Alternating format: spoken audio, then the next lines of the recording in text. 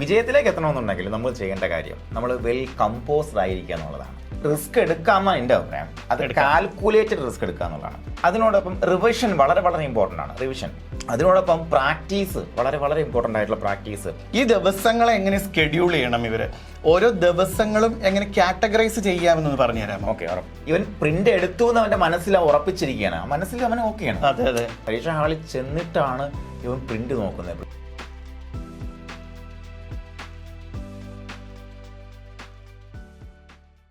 നമസ്കാരം.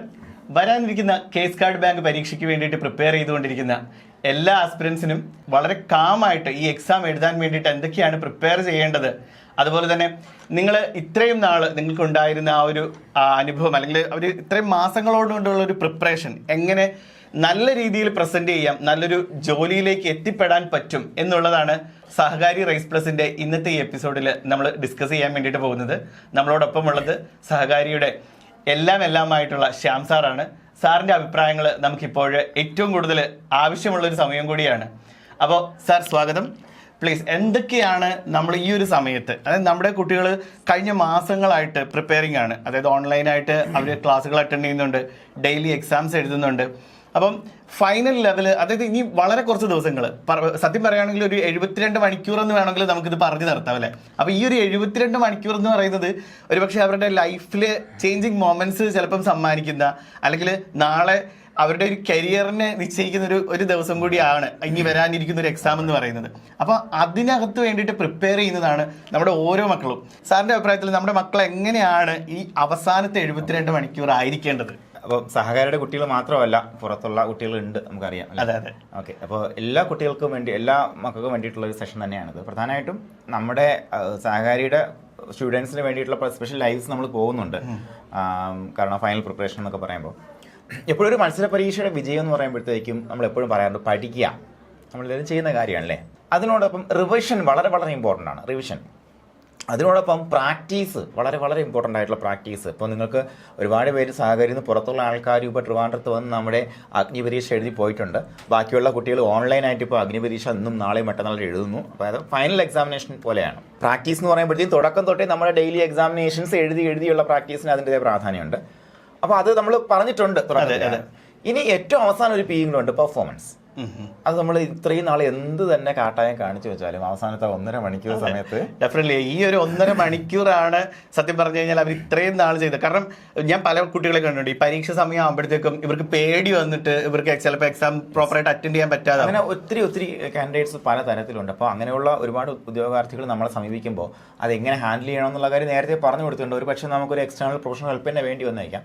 അപ്പോൾ നമ്മളെന്തായാലും ഇനിയുള്ള സാഹചര്യത്തിൽ വിജയത്തിലേക്ക് എത്തണമെന്നുണ്ടെങ്കിൽ നമ്മൾ ചെയ്യേണ്ട കാര്യം നമ്മൾ വെൽ കമ്പോസ്ഡ് ആയിരിക്കുക എന്നുള്ളതാണ്. പരീക്ഷാ ഹാളിൽ നമ്മൾ നല്ല കമ്പോസ്ഡ് ആയിട്ട് പരീക്ഷ എഴുതുക എന്നുള്ളതാണ്. അതിനുവേണ്ടി നമുക്ക് എന്തൊക്കെ ചെയ്യാം എന്നുള്ളതാണ് നമ്മൾ ഇനി നോക്കുന്നത്. അപ്പോൾ നമ്മുടെ കമ്പോഷർ തെറ്റിക്കുക എന്ന് പറയുമ്പോഴത്തേക്കും ചെറിയ എന്തെങ്കിലും ഒരു പ്രശ്നം, ഒരു മറവി ഒക്കെ നമ്മളെ തെറ്റിക്കാൻ സാധ്യതയുണ്ട്. അപ്പോൾ അതുകൊണ്ട് തന്നെ നിങ്ങൾ ഇനിയിപ്പോൾ 3 ദിവസം 4 ദിവസമല്ലേ പരീക്ഷ. അപ്പോൾ ഇന്ന് തന്നെ ഹാൾ ടിക്കറ്റ് പ്രിൻ്റ് എടുത്ത്, അല്ലെങ്കിൽ നാളെ രാവിലെ തന്നെ ഹാൾ ടിക്കറ്റ് പ്രിൻ്റ് എടുത്ത് മാറ്റി വയ്ക്കുക. ഒന്ന് ഇതെടുത്ത് പറയാൻ കാര്യം, 5 വർഷത്തെ ഒരു പരിചയമുണ്ട് എനിക്കൊരു മേഖലയിൽ. അപ്പോൾ ഇതിനിടയ്ക്ക് ഹാൾ ടിക്കറ്റ് മൊബൈലിൽ ഡൗൺലോഡ് ചെയ്ത ഒരൊറ്റ കാരണത്താൽ, ഇതിനു മുന്നേ എപ്പോഴും ഡൗൺലോഡ് പ്രിൻ്റ് എടുക്കുന്നതാണ് ഒരു പയ്യൻ, ഇവൻ പ്രിൻ്റ് എടുത്തു എന്ന് അവൻ്റെ മനസ്സിൽ ഉറപ്പിച്ചിരിക്കുകയാണ്. മനസ്സിൽ അവൻ ഓക്കെയാണ്. അതെ.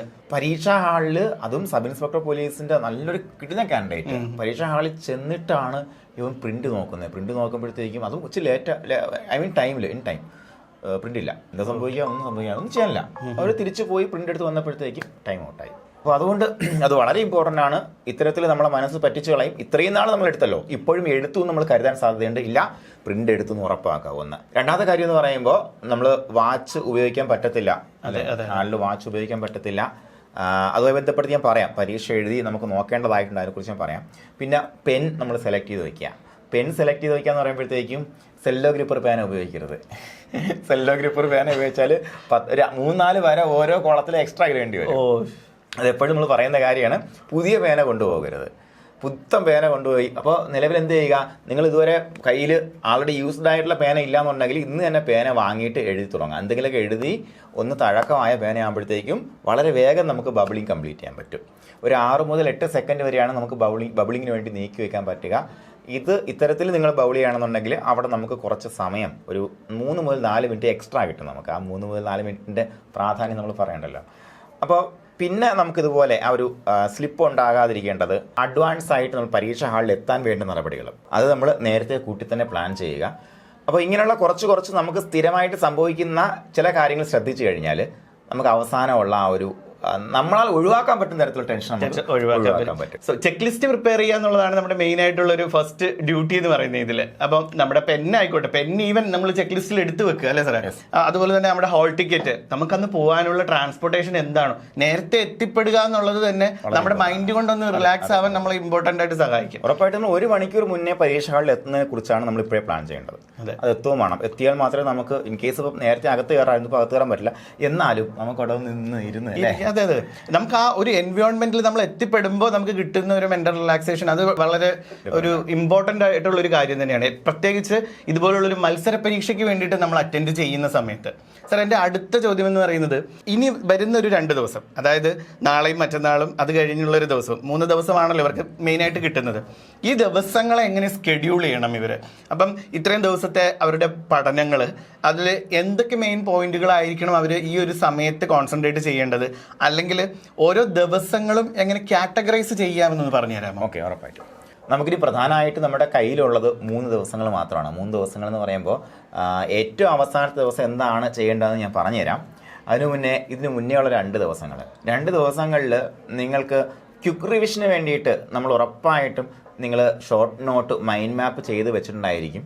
അപ്പോൾ അത് മാത്രം നോക്കുക എന്നുള്ളതാണ് എൻ്റെ ഒരു സജഷൻ. അപ്പോൾ പുതിയ കാര്യങ്ങൾ പഠിക്കുന്നത് ഒഴിവാക്കുക. ഇനി പുതിയ കാര്യങ്ങൾ എടുത്ത് നോക്കരുത്. ഇൻ കേസ് നമുക്ക് ഒട്ടും അറിഞ്ഞൂടാ, അത് മൊത്തം മറന്നല്ലോ, അത് ഇനി പഠിച്ചു കളയാമെന്ന് പറഞ്ഞുകൊണ്ട് എടുക്കാതിരിക്കുക. അപ്പോൾ നമ്മുടെ കയ്യിലുള്ളതിനെ ഉറപ്പിക്കാൻ വേണ്ടി മാത്രമേ ഇനിയുള്ള സമയം മൈൻഡ് മാപ്പിന് വേണ്ടിയിട്ട് നിങ്ങൾ പ്രിപ്പയർ ചെയ്തിട്ടുള്ള ചെറിയ സാധനങ്ങളുണ്ടാവും, അത് നോക്കുക എന്നുള്ളതാണ് ഒരു കാര്യം. പിന്നെ ഇതിനോടൊപ്പം നിങ്ങൾ കൃത്യമായി ചെയ്യേണ്ടത്, സഹകാരി കുട്ടികളാണെന്നുണ്ടെങ്കിൽ നിങ്ങൾക്ക് ഈ 3 ദിവസങ്ങളിലും നമുക്ക് എന്തുണ്ട്, അഗ്നിപരീക്ഷയുണ്ട്. അഗ്നിപരീക്ഷ എഴുതേണ്ടുന്ന രീതിയെക്കുറിച്ച് പറഞ്ഞു തന്നിട്ടുണ്ട്. എങ്ങനെയാ മക്കളെ, ഓർക്കുന്നുണ്ടോ? ഞാൻ കഴിഞ്ഞ സ്ലൈഡിൽ പറഞ്ഞാണ്. ആദ്യം നമ്മൾ സമയത്തെക്കുറിച്ച് നമുക്ക് ബോധ്യം തരുന്ന എല്ലാ സോഴ്സുകളും എടുത്ത് മാറ്റുക എന്നുള്ളതാണ് 1ാമത്തെ സ്റ്റെപ്പ്. 2ാമത്തെ സ്റ്റെപ്പ് എന്ന് പറയുമ്പോഴത്തേക്കും നമ്മൾ അതിരാവിലെ എഴുന്നേറ്റിരിക്കുക. അപ്പോൾ ആ സമയത്ത് നമ്മളെ വേറെ ആരും ഒരു കാര്യത്തിന് വിളിക്കുകയില്ല. 1.25 മണിക്കൂർ കൊണ്ട് അഗ്നിപരീക്ഷ കംപ്ലീറ്റ് ചെയ്യുക എന്നുള്ളതാണ്. അപ്പോൾ അതിന് മുന്നോടിയായിട്ട് OMR ഷീറ്റ് നമ്മൾ കളക്ട് ചെയ്ത് വെച്ചേക്കുക. അതിനോടൊപ്പം അതിൽ നമ്മുടെ രജിസ്റ്റർ നമ്പർ തന്നെ എഴുതുക. ഓക്കെ, അപ്പോൾ രജിസ്റ്റർ നമ്പർ എഴുതിയിട്ട് തന്നെ OMR ഷീറ്റിൽ മാർക്ക് ചെയ്യുക. മാർക്ക് ചെയ്ത് 1.25 മണിക്കൂർ വേണ്ടി തുടങ്ങുമ്പോൾ നമ്മൾ മൊബൈലിൽ എന്ത് ചെയ്യണം, ഇപ്പോൾ നിങ്ങൾ 6 മണിക്കാണ് തുടങ്ങാൻ ഉദ്ദേശിക്കുന്നുണ്ടെങ്കിൽ 6:30 ഒരു അലാറം സെറ്റ് ചെയ്യുക, 7 മണിക്ക് ഒരു അലാറം സെറ്റ് ചെയ്യുക, 7:15 ഒരു അലാറം സെറ്റ് ചെയ്യുക. 3ാമത്തെ അലാറം ആകുമ്പോൾ നിൽക്കണം. ഇങ്ങനെ മാത്രമേ നമുക്ക് മണിയടി അവിടെ കിട്ടത്തുള്ളൂ, വേറെ ഒരു ഇൻഫർമേഷനും കിട്ടത്തില്ല. വെള്ളക്കുപ്പിയുടെ കാര്യം പറയാൻ പറഞ്ഞു കേട്ടോ. നിങ്ങൾ വെള്ളക്കുപ്പി കൊണ്ടുപോകുമ്പോഴത്തേക്ക് എന്ത് ചെയ്യണം, ട്രാൻസ്പെറൻറ്റ് ബോട്ടിൽ മാത്രമേ അകത്ത് കേട്ടത്തുള്ളൂ. അപ്പം നിങ്ങൾക്ക് ഡെഫിനറ്റ്ലി വാട്ടർ എന്ന് പറയുന്നത് ഭയങ്കര ഇമ്പോർട്ടൻ്റ് ആണ്. നിങ്ങളെ ഒന്ന് റിലാക്സ് ആക്കാനും ആ സമയത്ത് സഹായിക്കുന്ന ഒന്നാണ് വെള്ളം കുടിക്കുക എന്നുള്ളത്. സോ കൊണ്ടുപോകുന്നുണ്ടെങ്കിൽ ഡെഫിനറ്റ്ലി ഒരു ട്രാൻസ്പെറൻറ്റ് ബോട്ടിലിൽ മാത്രമേ വെള്ളം കൊണ്ടുപോകാൻ വേണ്ടിയിട്ട് പാടുള്ളൂ. സോ അവിടെ ചെന്നതിന് ശേഷം വെള്ളം കുടിക്കാതെ തൊണ്ട പറ്റി പോവുക, അങ്ങനത്തെ ചില പ്രശ്നങ്ങളൊക്കെ കുട്ടികൾക്ക് പറ്റി പോകാറുണ്ട്. തൊണ്ട പറ്റുന്ന ചില അവസരങ്ങളുടെ പറയാം. അത് പരീക്ഷ ഹാളിൽ കയറിയതിനു ശേഷം തൊണ്ട പറ്റാനുള്ള സാഹചര്യം നോർമലി ഉണ്ടാകാറുണ്ട്. പലർക്കും തന്നെ സംഭവിച്ചിട്ടുണ്ട്. ഇനി അത് സംഭവിച്ചാൽ നമുക്ക് എന്ത് ചെയ്യാം, അതും കൂടെ നോക്കാം. അപ്പോൾ പൊതുവേ നമുക്ക് പറ്റുന്ന അബദ്ധങ്ങൾ എന്ന് പറയുമ്പോഴത്തേക്കും എല്ലാ പരീക്ഷയിലും നമുക്ക് എന്ത് സംഭവിക്കാറുണ്ട്, അറിയാവുന്നുള്ള ഒരു ചോദ്യങ്ങളും തെറ്റിപ്പോകാറുണ്ട്. അത് സ്വാഭാവികമാണ്. അതാണ് നിങ്ങൾ ആദ്യം മനസ്സിലാക്കേണ്ട കാര്യം. അപ്പോൾ ഈ തെറ്റുകൾ സംഭവിക്കുന്നതും അതിനെ അവിടെ മാനേജ് ചെയ്യുന്നതാണ് ഞാനിപ്പോൾ പറഞ്ഞത്. അപ്പോൾ തെറ്റ് സംഭവിച്ചാൽ നമ്മുടെ കയ്യിൽ നിന്ന് പോകും കാര്യങ്ങൾ. അപ്പോൾ അത് പോകാതെ നമുക്ക് എങ്ങനെ പെട്ടെന്നൊരു പാനിക് ആവും. അയ്യോ, എൻ്റെ അറിയാവുന്നുള്ളൊരു മാർക്ക് ഞാൻ കൊണ്ടുപോയി കളഞ്ഞല്ലോ എന്നുള്ളൊരു ഇത് വരും. പിന്നെ OMR ഷീറ്റ് ആയതുകൊണ്ട് ഇത് മാറ്റിയിട്ട് വേറെ എന്തെങ്കിലും ചെയ്യാൻ പറ്റുമെന്നും അങ്ങനെ കൺഫ്യൂസ്ഡ് ആയി പോകും. ഓക്കെ, അത് നമ്മുടെ സമയം കൊണ്ടുപോകും, നമ്മുടെ മനസ്സിന്റെ ഒരു സമാധാനം കൊണ്ടുപോകും. ഈ സമാധാനം നമുക്ക് പിന്നെ 3-4 തെറ്റും കൂടെ വരുത്തും. ഇതാണ് സംഭവിക്കാൻ പോകുന്നത്. അപ്പോൾ അതുകൊണ്ട് വരാൻ സാധ്യതയുള്ള ഒന്നാമത്തെ പ്രശ്നം ഞാൻ ഇപ്പോഴേ പറയാം. ഒന്ന്, നമ്മൾ ഈ OMR ഷീറ്റ് ഫില്ല് ചെയ്ത് തുടങ്ങുമ്പോഴത്തേക്കും ഒന്നാമത്തെ നമുക്ക് നോക്കിക്കൊള്ളാം, അടിപൊളി ഇഷ്ടപ്പെട്ട് എഴുതി. രണ്ടാമത്തത് നമുക്ക് പാടാണ്, അത് കിട്ടുന്ന സംശയമാണ്. ഓക്കെ, അപ്പോൾ നമ്മൾ തേർഡ് ക്വസ്റ്റ്യൻ നോക്കിയപ്പോൾ അത് വളരെ എളുപ്പമായിട്ടുള്ള ചോദ്യം. അപ്പോൾ നമ്മൾ എന്ത് ചെയ്യാൻ സാധ്യതയുണ്ട്? പലർക്കും പറ്റിപ്പോകുന്നതാണ്. ഈ രണ്ടാമത്തെ നമ്മൾ വിട്ടേക്കാണല്ലോ, രണ്ടാമത്തിൽ കൊണ്ടുപോയി കറുപ്പിക്കാനുള്ള ഒരു സാധ്യതയുണ്ട്. അപ്പോൾ നമുക്കിത് 1 2 3 4 അതാണ് നമ്മൾ മൈൻഡ് ഇങ്ങനെ ഫിക്സ് ആക്കി വെച്ചേക്കണേ. പിന്നെ 4ഉം 5ഉം നമുക്ക് അറിയാമെങ്കിൽ കൂടിയും നമ്മൾ എന്ത് ചെയ്യും? തൊട്ടടുത്തിൽ മാർക്ക് ചെയ്ത് പോകും. അതിൻ്റെ ഫലമായിട്ട് മൊത്തം 4 തെറ്റുകളാണ് നമുക്ക് സംഭവിക്കുക. 4 തെറ്റുകൾ അവിടെ സംഭവിക്കാൻ സാധ്യതയുണ്ട്. അപ്പോൾ എപ്പോഴും നമ്മൾ മാർക്ക് ചെയ്യുമ്പോഴത്തേക്കും കറക്റ്റായിട്ട് നമ്മൾ എയോ ബിയോ നോക്കുന്നതിനോടൊപ്പം എത്രാമത്തെ ചോദ്യം ഒന്നും കൂടെ നോക്കിയിട്ട് മാത്രം മാർക്ക് ചെയ്യുക. X ആക്സിസും Y ആക്സിസും ഉറപ്പാക്കിയിട്ട് മാത്രം മാർക്ക് ചെയ്യുക. അതൊന്ന് ശ്രദ്ധിക്കുക.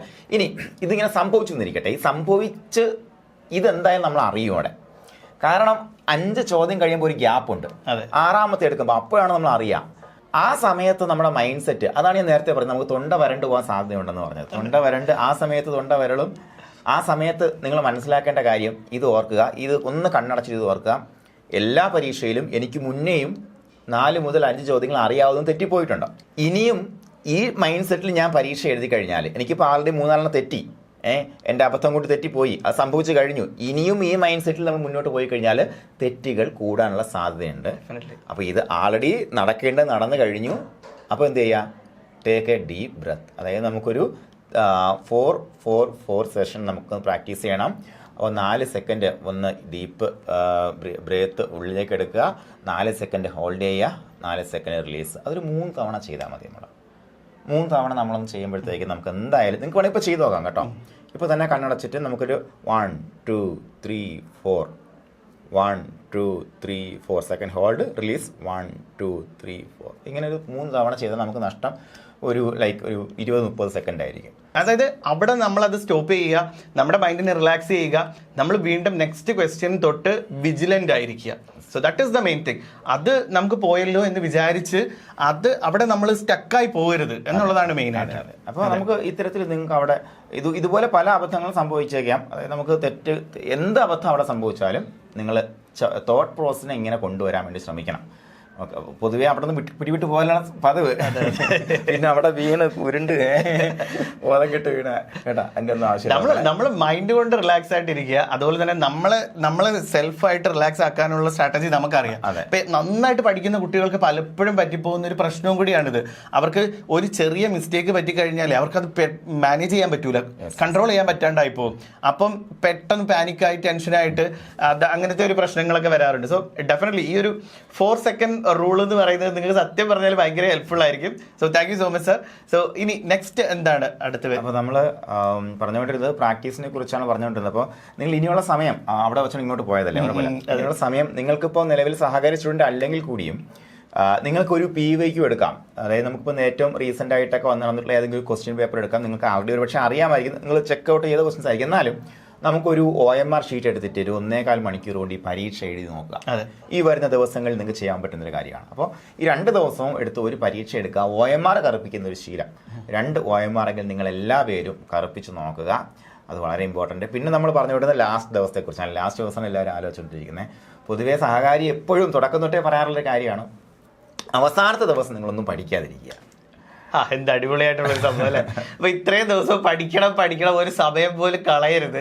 അതായത് ഡെയിലി എക്സാം, ഡെയിലി പ്രിപ്പറേഷൻസ്, ദിവസത്തിന്റെ എത്രയോ മണിക്കൂറുകൾ വരെ ഇതിന് വേണ്ടിയിട്ട് മാറ്റി വെക്കണമെന്ന് പറഞ്ഞ സാറിന്റെ വായിന്ന് തന്നെ നിങ്ങൾ കേട്ടില്ലേ. അപ്പൊ പഠിക്കരുത്, ലാസ്റ്റ് ഡേ ഇത് പറയുന്നത് പഠിക്കരുത്. പറ്റുമെങ്കിൽ ഒരു സിനിമ കാണാൻ വേണ്ടി പോവാ. അതിന് വേണ്ടിയിട്ടാണ് ഇപ്പൊ ഈ ഒരു സംഭവം. സിനിമ വീട്ടിൽ ഇരുന്ന് കണ്ടാലും വേണ്ട. ഇപ്പോൾ ആ പോണ പോക്കിൽ ഇനി അൽഫാമൊക്കെ കഴിച്ച് വയറ് കിടക്കണ്ട. ലാസ്റ്റ് ദിവസം ഫുഡ് പോയിസൺ വന്ന് കിടന്നു പോകുന്നത് അത് ശ്രദ്ധിക്കണം കേട്ടോ. അത് ഇനിയുള്ള ദിവസങ്ങൾ ശ്രദ്ധിക്കേണ്ട. കാരണം പുറത്തുനിന്ന് നിങ്ങൾ നന്നായിട്ട് പ്രിപ്പയർ ചെയ്തൊരു ആസ്പിരന്റ് ആണെന്നുണ്ടെങ്കിൽ പുറത്തുനിന്നുള്ള ആഹാരം കംപ്ലീറ്റ് ഒഴിവാക്കുക. അത് വളരെ ഇമ്പോർട്ടൻ്റ് ആണ്. കാരണം ഇപ്പോൾ ഇത്രയും പേർക്ക് ഫുഡ് പോയിസൺ വരുന്നു. ആ ഒരു ഡേയ്സ് നമ്മൾ എന്തിനാ ചീത്തയാക്കുന്നത്? അതുപോലെ തന്നെ മക്കളെ ഇപ്പം പനിയുടെയും കൂടിയൊക്കെ ഒരു സീസണാണ്. അപ്പം ഡെഫിനറ്റ്ലി ഈ ഒരു ദിവസങ്ങളിൽ നിങ്ങളെ തന്നെ പ്രിപ്പയർ ചെയ്യണം. സോ നമ്മുടെ mind as well as body എല്ലാം പ്രിപ്പയർഡ് ആയിട്ടിരിക്കുക എന്നുള്ളതാണ് മെയിൻ ആയിട്ടുള്ളൊരു സംഭവം. ഇപ്പം പുറത്തോട്ടുള്ള യാത്രകൾ സത്യം പറഞ്ഞാൽ ഞാനും പേഴ്സണലി സജസ്റ്റ് ചെയ്യുന്നത് അത് ഒഴിവാക്കുക. സോ മക്കളെ നമ്മുടെ ഫൈനൽ ഡേയ്സ് ആണ്. സോ ഫൈനൽ ഡേയ്സിന് വേണ്ടിയിട്ട് അങ്ങനെ തന്നെ പ്രിപ്പയർ ചെയ്യുക. ഇപ്പോൾ സാർ പറഞ്ഞതുപോലെ ലാസ്റ്റ് ഒരു ദിവസം എന്ന് പറയുന്നത് ഒരു സിനിമ കണ്ട് നിങ്ങൾ റിലാക്സ് ചെയ്ത് മാക്സിമം അടിച്ചു പൊളിച്ച് കിടന്നങ്ങ് ഉറങ്ങുക. അപ്പൊ വേറെ ഒന്നും ചിന്തിക്കാണ്ട് അല്ലേ? അതിന്റെ പിന്നിൽ ഇത് വേറൊരു പ്രശ്നമുണ്ട്. പ്രശ്നം എന്ന് പറയുമ്പോൾ എല്ലാവർക്കും ഇത് എത്രത്തോളം ഡൈജസ്റ്റ് ആവണമെന്നില്ല. കാരണം നമ്മളെല്ലാം ലാസ്റ്റ് നിമിഷം പഠിത്തുന്ന ആൾക്കാരാണ്. എന്തുകൊണ്ടാണ് നമ്മളിത് പറഞ്ഞതെന്നും കൂടെ ഒന്ന് മനസ്സിലാക്കുക. അതായത് ഇപ്പോൾ എൻ്റെ ഒരു പേഴ്സണൽ എക്സ്പീരിയൻസ് വെച്ച് നോക്കുകയാണെന്നുണ്ടെങ്കിൽ ഞാൻ പണ്ട് ഈ പറഞ്ഞ പോലെ ലാസ്റ്റ് ദിവസമൊക്കെ പഠിക്കും, ഓക്കെ. പക്ഷേ പരീക്ഷ ഹാളിൽ നമ്മൾ നേരത്തെ എത്തുമല്ലോ, അവിടെ എത്തിയിട്ട് ഈ പിള്ളേർ ഇരുന്ന് പഠിക്കുന്നത് കാണുമ്പോഴത്തേക്ക് എനിക്ക് ചിരി വരും. എനിക്ക് തോന്നുന്നുണ്ട് എന്തിനാണ് ഇത്രയും നാൾ ഇവർ എവിടെ കിടന്നു എന്നാ ചോദിക്കും. ഞാൻ എല്ലാം പഠിച്ചാണ്, ഞാൻ ഒന്നും പഠിച്ചിട്ടില്ല. എനിക്ക് ആവശ്യത്തിനുള്ള സാധനങ്ങൾ ഞാൻ കുറേ നോക്കിയിട്ടുണ്ട്, അത്രയേ ഉള്ളൂ.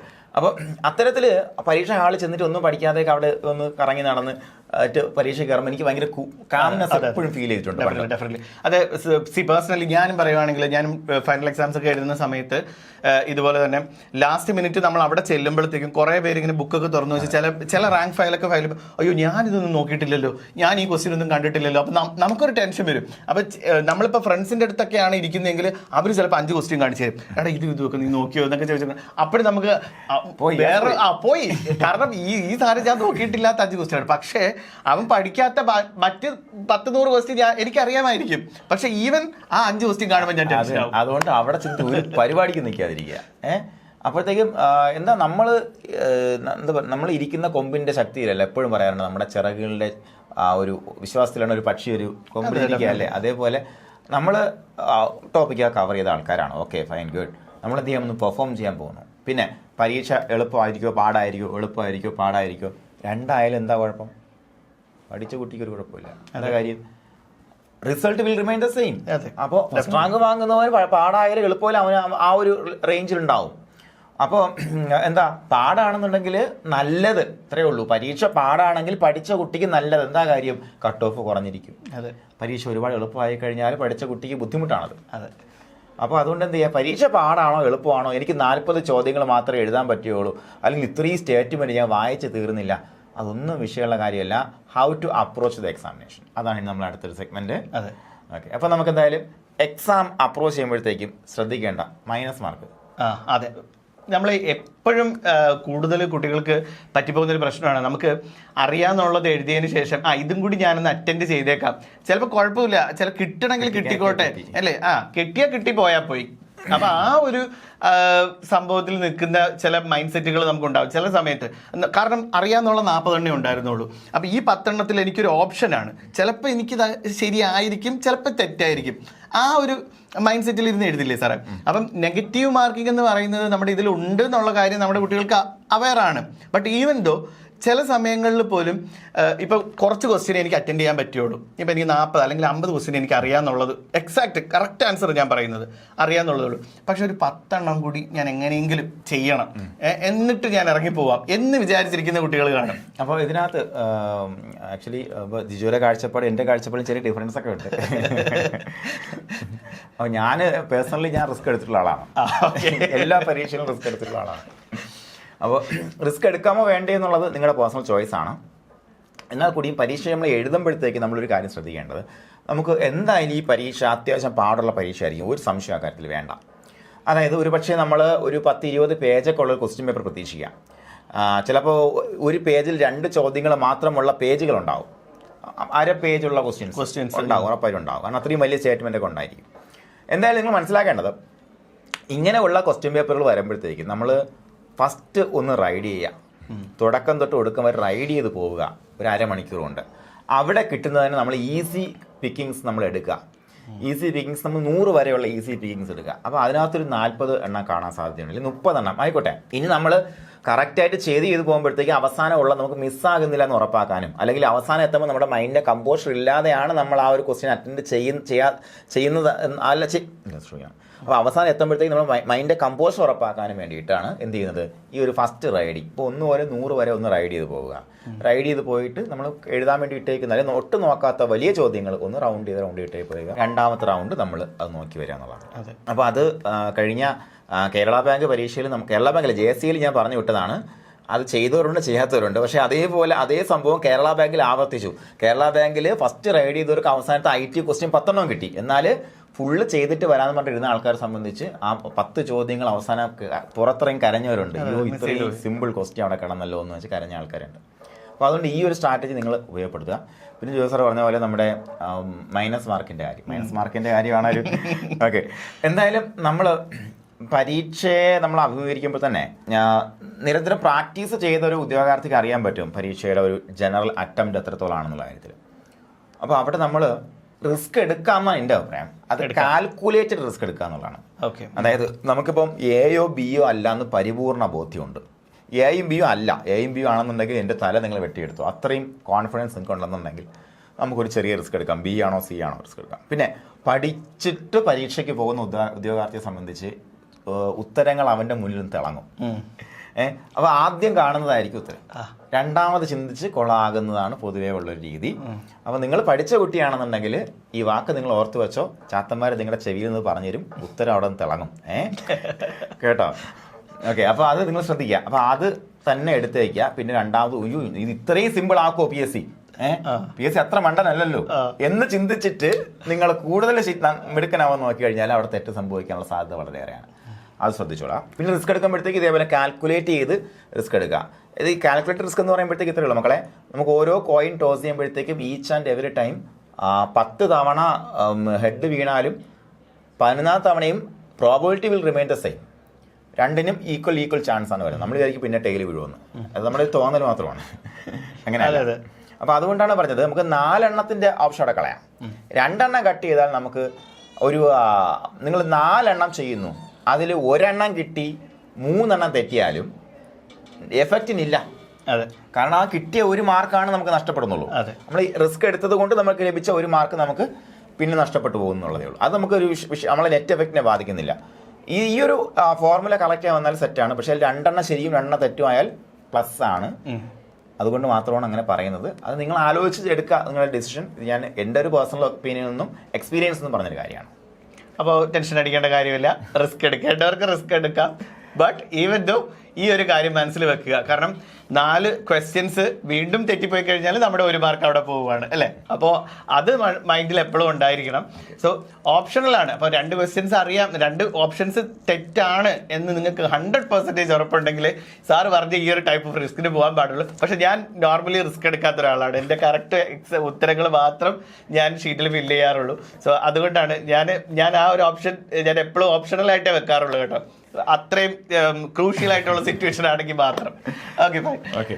സോ അവസാനമായിട്ട് നമ്മളൊരു ഫൈനൽ ടിപ്പോട് കൂടി, അതായത് ഈ എക്സാം, ഈ വരാൻ പോകുന്ന 28-ാം തീയതി ഉള്ള കേസ് കാർഡിന്റെ എക്സാം എങ്ങനെ നമുക്ക് ഒരു ടെൻഷനും ഇല്ലാതെ ഈസി ആയിട്ട് ക്രാക്ക് ചെയ്യാം എന്നുള്ളതിനെ കുറിച്ചുള്ള ഒരു ഫൈനൽ ടിപ്പും കൂടി ആയിട്ട് നമ്മൾ ഇന്ന് വൈൻഡപ്പ് ചെയ്യാൻ വേണ്ടിയിട്ട് പോവാണ്. Sir please. Okay, final tip എന്ന് പറയുമ്പോൾ നിങ്ങൾക്ക് എല്ലാവർക്കും അറിയുന്ന കാര്യം തന്നെയാണ്, അറിയാത്ത കാര്യമൊന്നുമില്ല. പക്ഷേ ഒറ്റ കാര്യം ആലോചിച്ച് നോക്ക്. നിങ്ങൾ ഒരു LD ക്ലർക്ക് പരീക്ഷയ്ക്ക് വേണ്ടി നീ പ്രിപ്പയർ ചെയ്യണമെന്നുണ്ട്, അല്ലെങ്കിൽ പോട്ടെ ഇപ്പോൾ വരുന്ന കമ്പനി ബോർഡിന് പ്രിപ്പയർ ചെയ്യണം.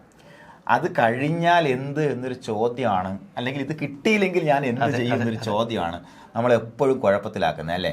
അപ്പോഴത്തേക്കും ഏറ്റവും നെഗറ്റീവായിട്ടുള്ള ആ ഒരു സാധനം നമുക്കൊരു ഇത് കിട്ടിയില്ലെങ്കിൽ പിന്നെ എന്തൊക്കെ പ്രശ്നങ്ങളാണ് പിന്നെ ഫ്യൂച്ചർ. അല്ലെങ്കിൽ അടുത്ത നോട്ടിഫിക്കേഷൻ വരണം, അപ്പോഴത്തേക്ക് പിന്നെ അടുത്ത എന്താ പറയുക ഒരു വെള്ളി വെളിച്ചം കാണാനുള്ളൂ ഫ്യൂച്ചറിലേക്ക്.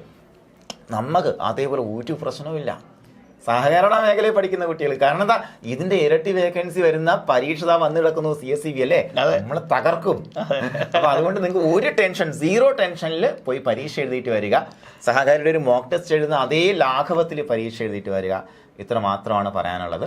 പിന്നെ അതിനോടൊപ്പം നമ്മുടെ അന്ന് വൈകുന്നേരം സമയം ഗ്രൂപ്പുകളിൽ അറിയിക്കാം.